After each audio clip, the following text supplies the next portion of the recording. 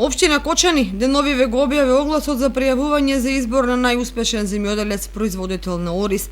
На повикот може да се пријават жители на Кочани кои се регистрирани земјоделски производители во единствениот регистар на земјоделски стопанства при Министерството за земјоделство, шумарство и водостопанство, подрачна единица Кочани. Сите заинтересирани земјоделци можат да се пријават по јавниот повик, но пред тоа треба да ги исполнуваат задлучителните критериуми за тоа: поднесување на потврда за количина на предадена арпа ориз во килограми на годишно ниво, откупени од регистрирани откупувачи во периодот од 30 август 2019 до 30 август 2020 година и потврда за поседување или располагање со земјоделско земјиште.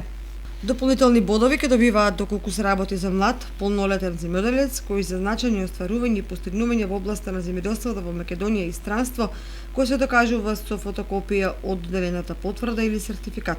Исто така, подносителите на пријавите потребно е да достават пријава за остварени приходи за 2019 година. Наградата за избор на неуспешен земјоделец на општина Кочани е парична и изнесува 60.000 денари, а истата ја доделува градоначалникот на општина Кочани на предлог на организациониот одбор согласно изготвена ранг листа од стручна комисија.